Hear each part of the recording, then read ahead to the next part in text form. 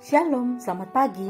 Renungan pagi Sabda Bina Umat, Senin 6 Februari 2023. Firman Tuhan pagi ini terambil dari Yohanes 4 ayat 46 sampai 54.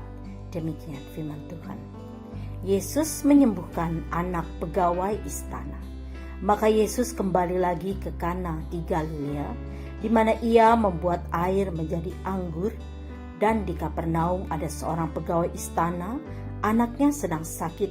Ketika ia mendengar bahwa Yesus telah datang dari Yudea ke Galilea, pergilah ia kepadanya lalu meminta supaya ia datang dan menyembuhkan anaknya, sebab anaknya itu hampir mati.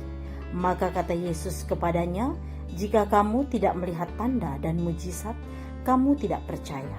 Pegawai istana itu berkata kepadanya, "Tuhan, datanglah sebelum anakku mati." Kata Yesus kepadanya, "Pergilah, anakmu hidup."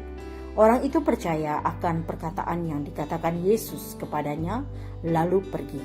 Ketika ia masih di tengah jalan, hamba-hambanya telah datang kepadanya dengan kabar bahwa anaknya hidup. Ia bertanya kepada mereka, "Pukul berapa anak itu mulai sembuh?" Jawab mereka, "Kemarin siang pukul 1 demamnya hilang."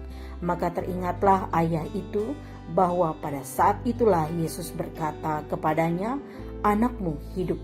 Lalu ia pun percaya, ia dan seluruh keluarganya.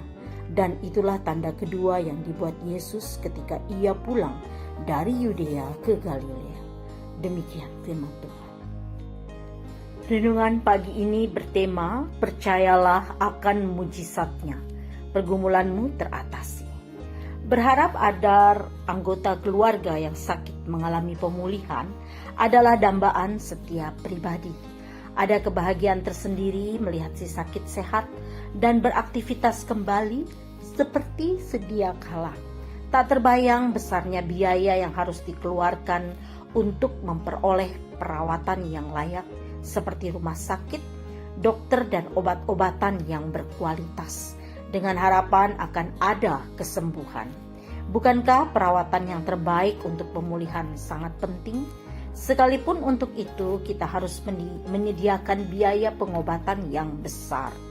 Bacaan kita saat ini mengisahkan kerinduan seorang ayah atas kesembuhan anaknya. Memang Alkitab tidak menjelaskan sudah berapa lama si anak menderita, serta penyakitnya pun tidak diungkapkan. Mungkin sudah berbagai cara diupayakan untuk kesembuhan anaknya. Namun semua usaha sepertinya sia-sia. Mendengar Yesus berada di Kana di Galilea, sang ayah yang adalah pejabat istana di Kapernaum mengunjungi dan memohon agar Yesus mau datang ke rumahnya dan menyembuhkan anaknya.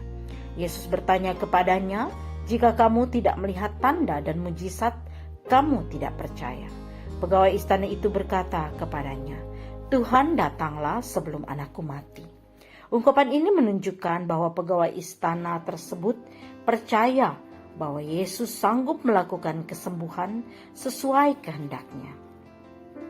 Yesus melihat iman yang besar dari pegawai istana tersebut, sehingga ia mengatakan, "Pergilah, anakmu hidup." Penyembuhan yang dilakukan Yesus tidak hanya memulihkan sang anak, tetapi oleh kuasanya seisi rumah pegawai istana itu percaya kepadanya.